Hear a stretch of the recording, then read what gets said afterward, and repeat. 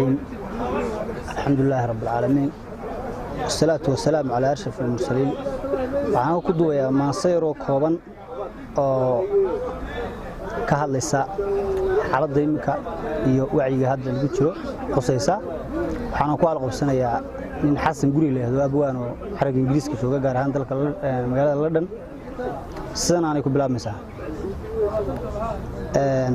xasan gugii hore nin garaad leh baa yiri dalkiisa ka gacan galay maxaa loo gambiyeeyaa loo gumeeyay shacabkii midka loogu ridayaa dadku miyaanay garanayn ninka geela loo diray inaanu reerka gudin karin geedo quraan rari karin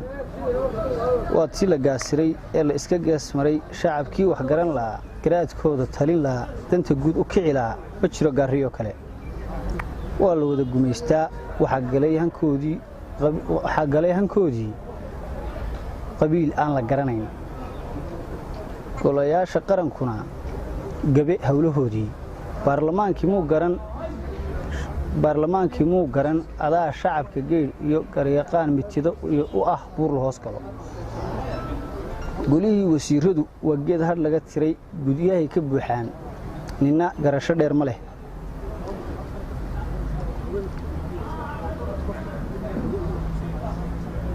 guddoonshuhuna wuxuu yidhi dhulka meesha gigida halka beer u garataan geeydoo dhan ii xidha ciidankan u gadayaa qofna hadal ma gelin karo ninka gaar u sheegtana garbaduuba oo xidha aniga guddoonshaa geeygoo dhan maamula taladana cid kama guro taydaaba wada gura wuxuu yidhi guddoonshuhu guulaha aan gaadhnayna giniba u horrayso ictiraafku goordhow waynu gaari doonaa sawirradii la soo galay guryihiina wada dhiga gawaadhida ku wada xidha local goformayaashuna danta guud ka ganacsadee ninba guri cad kala jiid gaadhi weyna soo fuul gulayaasha naga yidhi guryihiina joogoo gaajowgooda jira isagoon gasiin iyo wax la cunaba noo galin dadku waa nin ganacsada bar kaloo ku guudnool qofna gelin ma kari karo gurigaaga ha ka soo bixin guddigii karoonaha cabdi buu guddoonshaa gobolku metelayo weli awdal muu gelin gaadhiyaal ku tamashlee lacagahana soo gure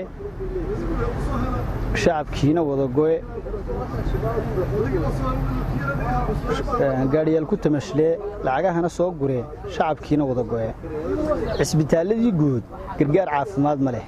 odoon weeye maatidu guddidiina maba oga gobolladana lama helin ambalaas wax lagu guro oksijiinna lama geyn guddidiina maba tegin shakhsiyaad gargaariyo ambalaas burcow geey inta kalena waa geli guulahayn u maqan yahay assalaamu calaykum waraxmatullahi wabarakaatuh billahi tawfiiq